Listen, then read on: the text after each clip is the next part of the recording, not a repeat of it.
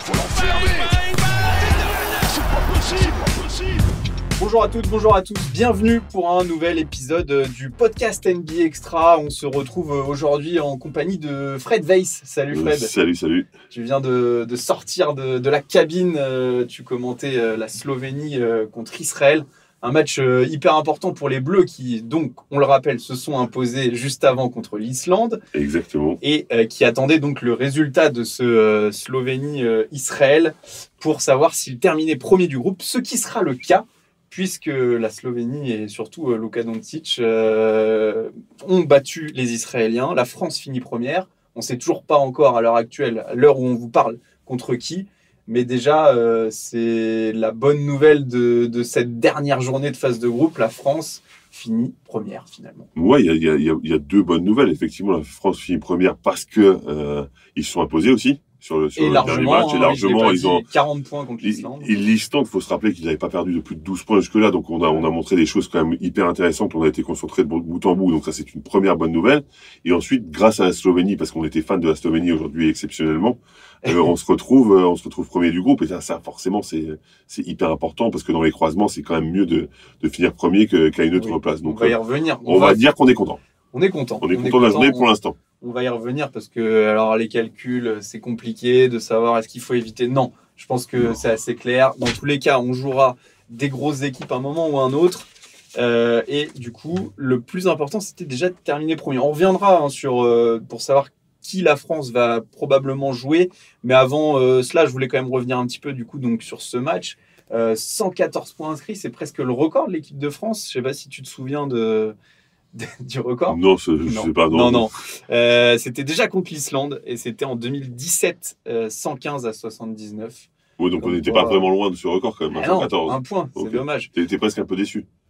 Non. En fait, tu sais pourquoi ? Parce que Xavier m'avait demandé combien il y aurait d'écart et je lui ai dit, il a compris 20 alors que j'avais dit 2 fois 20. C'est pour qu'il y ait 40 exactement. C'est tout. Bon. C'est pour ça qu'ils se sont arrêtés à 114. T'avais bon. On peut aussi ajouter du coup qu'il y avait 8 joueurs qui ont dépassé les 10 points. Je pense que c'est ça qu'on doit retenir de ce match-là. C'est un petit peu, quand on avait vu que les rotations s'étaient resserrées contre la Pologne, là, tout le monde a repris un petit peu confiance et ça fait plaisir à voir. C'est important, mais moi, ce que j'ai envie de retenir, c'est quand on a été sérieux. C'est le sérieux de l'équipe de France. Parce qu'on aurait pu avoir un match compliqué, se relâcher un petit peu et ne pas être dans les clous. On était largement dans les clous. On les a dominés dès le début et c'est pour ça qu'il y a un si gros écart à la fin. Parce qu'eux-mêmes lâchent. Moi, je suis content pour quelqu'un comme, par exemple, Théo Malédon, qui s'est relancé. On a besoin d'un Théo Malédon bon. Il a été très bon en Euroleague toute la saison. Il a le niveau pour le faire. Et ce genre de match, ça peut essayer peut-être de le relancer. On ne sait pas de qui on aura besoin sur les matchs à coup près. Donc, c'est très intéressant d'avoir pu récupérer quasiment tout le monde. Je pense à Isaiah Cordini. Isaiah Cordini aussi, bien sûr. Oui, je pense à lui aussi. C'est hyper important. On va pas non plus s'éparpiller sur ce match-là. On va plutôt faire un bilan déjà de cette phase de groupe, des 5 matchs, les 5 premiers matchs de Freddy Fotoux en compétition officielle. Il y a eu du bon, du moins bon. Finalement, la France termine première. Comment on peut essayer d'imaginer que la France soit encore meilleure ? Est-ce que c'est possible ou... Je pense qu'il n'y a pas vraiment de problème à ça. Ouais. Parce que il y a des choses à améliorer. Déjà, souvent, nos premières mi-temps sont pas très bonnes, même si contre Israël, c'était la deuxième qui a pas été super, surtout défensivement. Déjà, commencer le match à la première minute, que notre 5 majeur soit plus cohérent d'entrée. Parce qu'on a vu que directement les changements nous étaient importants et que les joueurs qui venaient du banc apportaient tout de suite, offensivement, qu'il y ait plus de mouvement, plus d'agressivité vers le cercle, qu'on ait cette hiérarchie dont on parle tout le temps, Chris, Jacques et moi, parce que c'est important d'avoir une hiérarchie et de savoir qui va jouer le plus longtemps, même si sur des coups tu peux faire rentrer des mecs, tu sais qui va jouer beaucoup et c'est un peu la base du basket, surtout dans ce genre de compétition internationale, que tout le monde reprenne confiance. Que Gershon, ça soit pas un épiphénomène, le match qui nous sort contre la Pologne, parce que Gershon est un joueur fantastique, incroyable. Tout le monde ne peut être que fan de lui, sauf que j'avais l'impression qu'il s'était perdu un petit peu en étant capitaine. Donc je suis ravi que là ce soit pas un épiphénomène, qu'il continue comme ça, qu'il apporte ce qu'il continue à apporter. Et que offensivement on s'ennuie un petit peu moins parce que c'est très statique. Alors quand on court on est très bon, quand on est sur jeu placé c'est moyen pour l'instant, donc on peut progresser sur ça déjà. Ce qui amène aussi à quelque chose dont on a souligné souvent, c'est cette adresse à 3 points, souvent beaucoup de tirs pour. Mais tu sais pourquoi? C'est un parce qu'il n'y a pas de mouvement. En fait, comme il n'y a pas de mouvement, tu ne trouves Exactement. pas des shooters en rythme. Les shooters qui ne sont pas en rythme, forcément, leur pourcentage baisse. Donc oui, ça c'est un axe de progression, clairement. Mais comment faire, sachant que le secteur intérieur est quand même assez dépeuplé? La question que j'avais par rapport à ça, c'était est-ce que l'absence d'Alexandre Sarr est vraiment préjudiciable finalement pour l'équipe de France? Parce qu'on a l'impression qu'elle arrive à s'en sortir. Elle arrive à s'en sortir, oui. Sans lui, en jouant un peu small ball, quoi. Je suis d'accord et je trouve ça très bien. Après, je préférais qu'il y ait Alex Sarr, évidemment, parce que c'est quand même mieux d'avoir tous tes big men. Mais t'as un Jalen Howard qui fait le taf de façon magnifique. T'as un Mam JT qui est très intéressant. T'as Gershon qui reprend confiance. Et t'as des mecs comme Zach Rizaché qui est capable d'apporter des minutes aussi en poste 4. Donc, t'as des solutions alternatives. Mais ça reste des solutions alternatives. Dans l'absolu, le premier objectif que tu avais, c'était de faire jouer tes big men. Oui. Maintenant, tu peux t'adapter parce que tu as des joueurs de ce talent, mais c'est quand même préférable d'avoir ton 5. Quoi. Ça te fait pas un peu peur, là, si on doit affronter la Turquie, la Serbie, l'Allemagne, qui sont quand même bien pourvus dans la raquette? Ça me fait un peu peur, bien sûr, mais Jacques te l'a dit plein de fois déjà. C'est-à-dire qu'effectivement, sur le poste 5, on est un peu en difficulté et on n'a pas la taille, on n'a pas les kilos forcément, mais sur les autres postes, on a. Donc on peut le compenser comme ça, on peut faire des prises à 2. Je me répète aussi sur Jalen Howard. Jalen Howard est un défenseur fantastique. Je voulais t'en entendre parler, justement. Donc si tu as ce joueur qui est capable d'arrêter Yanis, rappelle-toi, en préparation, il l'arrête quasiment sur la deuxième mi-temps. Ouais. Donc il faut se rendre compte quand même de sa capacité à défendre. Donc voilà, on a des joueurs qui peuvent compenser. Il va falloir faire un peu de magie. Il va falloir que Freddy Fotou continue à proposer la magie qu'il propose. Mais il y a des possibilités, oui. Ouais, est-ce qu'on peut imaginer vraiment Jalen Howard prendre vraiment quelque chose d'important? Il est à 8 points de moyenne et 3 rebonds en 20 minutes quand même. Juste pour rappeler un petit peu, c'est un joueur qui a été formé à l'INSEP, qui a ensuite essayé d'aller s'essayer aux États-Unis. Plusieurs two-way contracts. Ça s'est pas super bien passé. Mais objectivement, j'ai l'impression que c'est plus un joueur de Euroleague aussi. Ouais, il a un placement de joueur de Euroleague. De bien s'amuser. Oui, j'ai l'impression qu'on est content de lui dans les clubs où il est. Parce qu'il a un très bon placement, parce qu'il joue très bien dans le dos de la défense, parce qu'il est très mobile et parce qu'il est très solide aussi. Donc c'est pour ça que je dis que lui pourra compenser.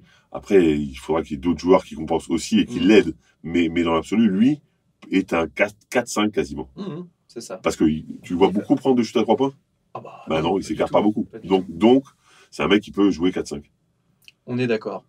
Je voulais aussi t'entendre un petit peu sur Freddy Fotou, faire un bilan aussi, lui, de ses premiers matchs. Comment tu juges, justement? Est-ce que c'est positif? Moi, je suis fan de Freddy Fotou depuis qu'il est devenu coach. Alors, je ne l'aimais pas avant parce que c'était un joueur de Pau, donc forcément, je ne pouvais pas le sentir. Mais je trouve qu'il fait le taf, il est sérieux, il est appliqué. Il est ce type de meneur d'homme dont la France peut avoir besoin. C'est différent de Vincent Collet, évidemment, mais j'aime bien les meneurs d'hommes. Ouais, mais on avait l'impression au début que voilà, il marchait un petit peu sur des œufs. Bien sûr, là, il vient juste d'arriver. Il s'est affirmé quand même. Il s'est affirmé, mais il en avait besoin aussi. Parce qu'après le match, je trouve que finalement, de ce point de vue-là, le match contre Israël a été intéressant. Ouais. Je pense qu'il s'est affirmé contre la Pologne. Je pense que le fait justement qu'il ait créé cette hiérarchie, il a décidé de ne plus faire jouer tout le monde. C'est ça. En fait, c'est pas l'école des fans. Et lui, il le sait, dans son club, il le fait depuis toujours. Et là, c'est vrai qu'il arrivait un peu à pas de loup, comme dirait ma fille, doucement dans l'équipe de France. Là, il est le vrai Freddy Fotou. Il prend des décisions fortes, qu'il assume, et c'est ça qu'on veut voir. Et donc je trouve qu'il a mûri sur ce championnat d'Europe déjà, et que ça ne peut qu'augurer du très bon. Puis ça se voit aussi un petit peu dans sa manière de parler aux arbitres. On l'a souvent vu un peu énervé. C'est un peu sa personnalité. Tu penses qu'il n'y a pas de caractère? C'est un peu sa personnalité. Et il l'avait annoncé d'ailleurs. Oui, mais c'est quelqu'un qui a du caractère. Mais effectivement, quand tu mets les souliers de quelqu'un d'autre, c'est pas toujours évident. C'était quasiment les souliers de Vincent Collet. Donc tu arrives. Je trouve que c'est plutôt une vraie forme d'intelligence que d'arriver à pas de loup. Et donc à partir de là, maintenant, il sait ce qu'il doit faire. Il sait comment il doit le faire. Parce que c'est ce qu'il fait en général. Ouais. Et maintenant, il veut s'imposer, c'est tout. Il y a juste, c'est pas grand-chose, mais quand même son choix de prendre le review vidéo là, en première mi-temps contre la Pologne, je sais pas si tu te souviens. Si, je me souviens. C'était voilà, pas un très bon choix. Mais il apprend aussi, c'est aussi ça que je voulais dire. Oui, mais après, nous, on est ici tranquillement assis en train de regarder. Lui, il a le cœur qui est à 200. Ouais. Il vient de sortir d'un match compliqué. Tu vois, je dis pas qu'il a eu raison de le faire, je dis simplement qu'il faut se remettre dans le contexte aussi. On est d'accord. Bon, bah, tout ça, c'est assez positif. Maintenant, on va commencer à voir un peu plus loin, à dimanche déjà, pour donc le premier huitième de finale. Enfin, le premier. Oui, le premier pour Freddy, mais Oui. pas le premier de l'équipe de Non, France quand même dans son histoire.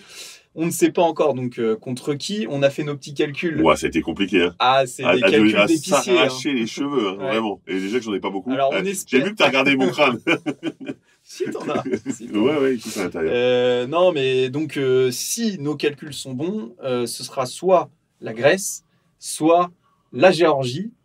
Oui, j'ai l'impression que c'est ça, ouais. Mais tout dépend du coup du match qui sera peut-être déjà passé quand vous nous écoutez entre l'Espagne et la Grèce. Voilà, si la Grèce gagne, ce sera la Géorgie. Si elle perd, ce sera la Grèce.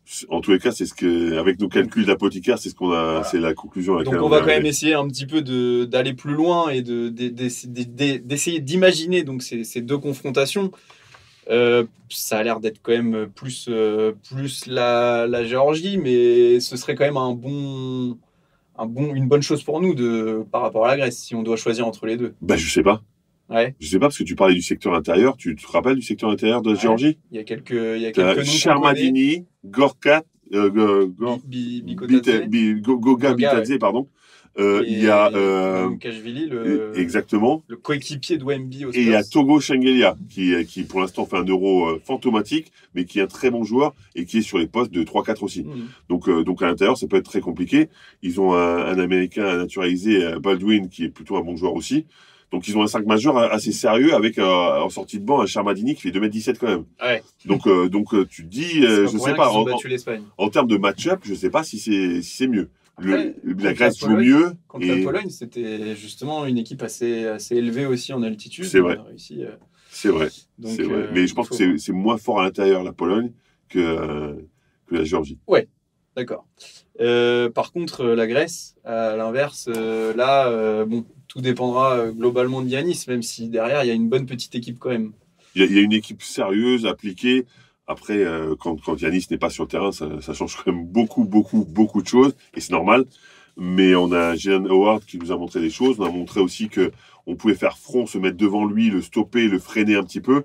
Donc tu te dis qu'il y a une possibilité de stopper. Et si tu stoppes Yanis, même si tu as Mitoglou qui peut te prendre des gros shoots, même si tu as Snoukas qui lui aussi est quand même habitué à ce genre de compétition.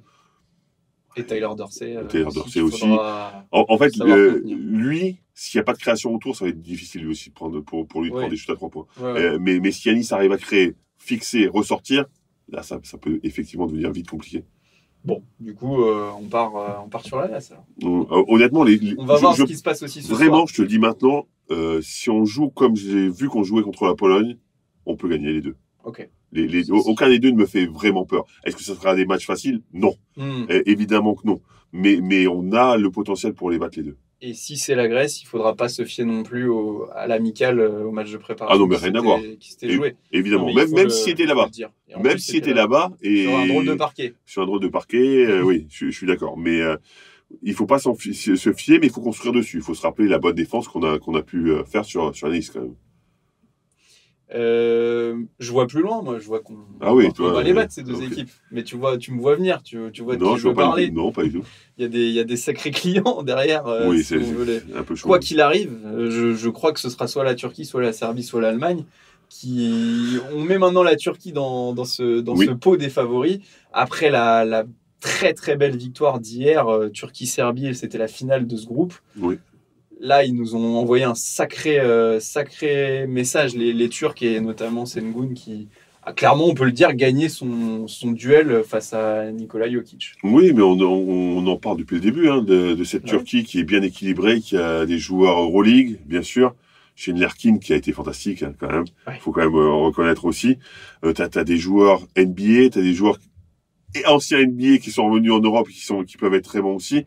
Je trouve que ce mix d'anciens, de nouveaux, de NBA, d'Euroleague, il est hyper intéressant et ils l'ont montré. Quand ils mettent à 3 points comme ils mettent là, c'est difficile même pour les Serbes. Et il faut se rappeler, on l'a répété aussi plein de fois, Bogdanovic était un stabilisateur pour cette équipe serbe. Oui.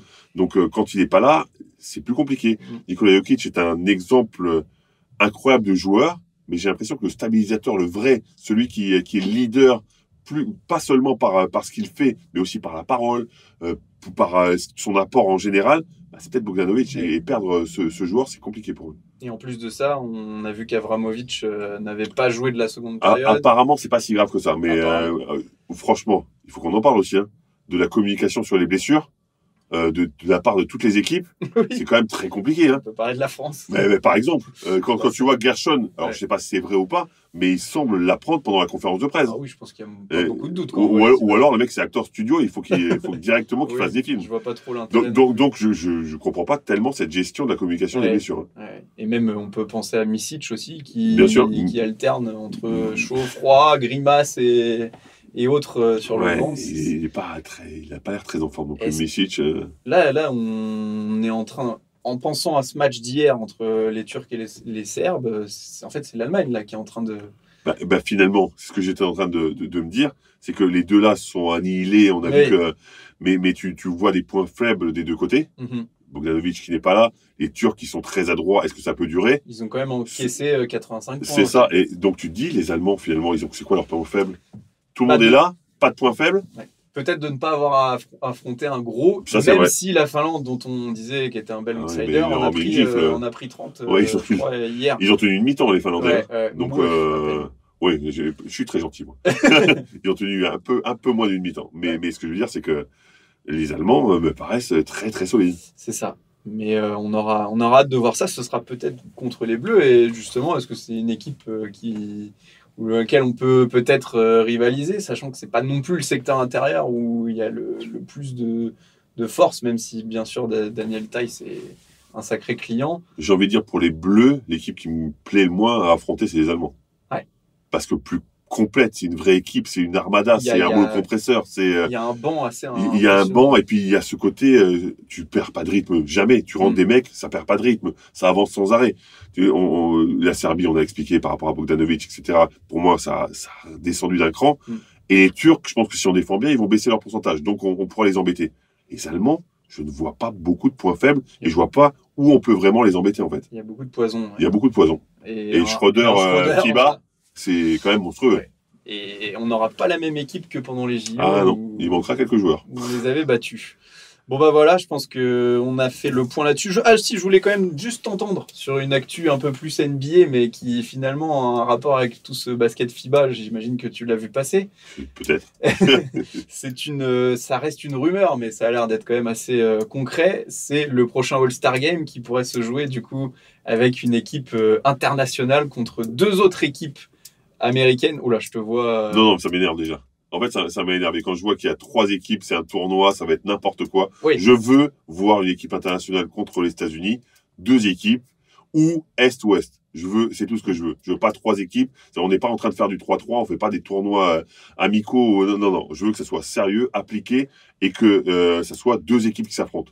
C'est tout ce qui m'intéresse. Le message est passé. Adam Silver. Mais je pense il s'en fout complètement de ce qu'on pense. Lui, je pense que, honnêtement, ce que je ressens à chaque fois que j'entends ça et que je vois une équipe internationale, je me dis, c'est leur volonté, mais ils n'arrivent pas à franchir le pas de se dire, on fait américain juste ça. Moi, je me dis, à leur place, c'est si jamais ça évolue après dans le temps et que, voilà, peut-être qu'il y aura moins d'internationaux bons et que des Américains, oui, c'est compliqué de le faire. Je comprends. Ce qui, d'ailleurs, n'est pas sûr. Mais par contre, en fait, vu qu'ils changent toujours de principe, ils pourraient très bien leur changer plus tard. Oui. Mais j'aimerais bien voir une sélection monde contre les États-Unis. Ça me pourrait me plaire vraiment. Eh bien, le message est passé.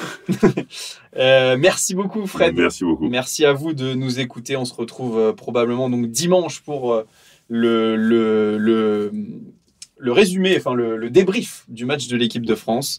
Merci à vous. Salut. Bye.